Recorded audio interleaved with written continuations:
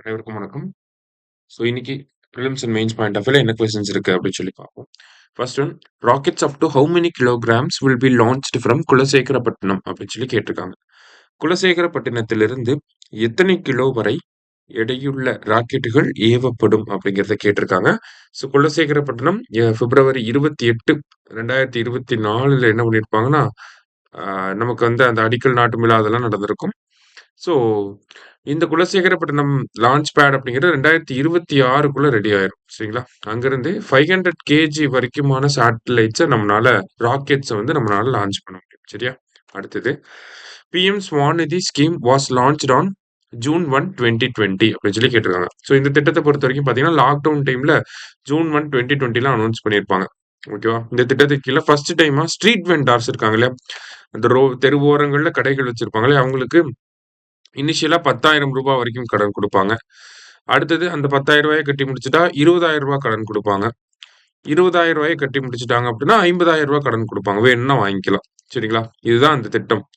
இப்ப என்ன பண்ணியிருக்காங்கன்னா, நேத்து கேபினட் மீட்டிங் நடந்திருக்கும். கேபினட் மீட்டிங்ல என்ன பண்ணியிருக்காங்கன்னா, இந்த திட்டத்துல ஒரு சில மாற்றங்கள கொண்டு வந்து முதல் முறையா கடன் வாங்குனாங்கன்னா, அவங்களுக்கு ரூ. 15,000 அப்படிங்கிறத சொல்லியிருக்காங்க.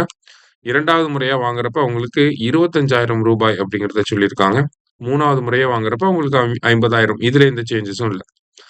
அது மட்டும் இல்லாம 2024ஓட இந்த திட்டம் வந்து நடைமுறை அதோடைய டைம் பீரியட் முடிஞ்சிருக்கும்.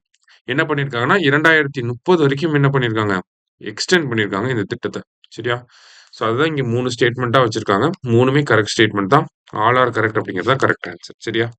அடுத்தது, India aims to host Commonwealth Games in the year 2030. India aims to host Olympic Games in the year 2036. அதாவது காமன்வெல்த் போட்டிகள இந்தியாவுல நடத்துறதுக்கான ஒப்புதல இந்திய அமைச்சரவை வழங்கியிருக்காங்க. மோஸ்ட்டா பார்த்தீங்கன்னா, அகமதாபாத்ல நடக்கிறதுக்கு நெறைய வாய்ப்புகள் இருக்கு. ஏன்னா, மத்திய அரசாங்கம் அததான் வந்து ஒரு டெஸ்டினேஷனா ப்ரமோட் பண்ணிட்டு இருக்காங்க. அடுத்தது 2036ல ஒலிம்பிக்ஸ் போட்டிகள நடத்தணும் அப்படிங்கிறது இந்தியாவோட ஒரு கனவு. அது காமன்வெல்த் கேம்ஸ் எந்த அளவுக்கு நம்ம சக்சஸ்ஃபுல்லா பண்ணி முடிக்கிறோமோ அத பொறுத்து தான் இருக்கு. சரியா? ஸோ இந்த கொஸ்டின பொறுத்தவரைக்கும் 2மே கரெக்ட் ஸ்டேட்மெண்ட் தான். போத் கரெக்ட் அப்படிங்கிறது கரெக்ட் ஆன்சர். சரியா?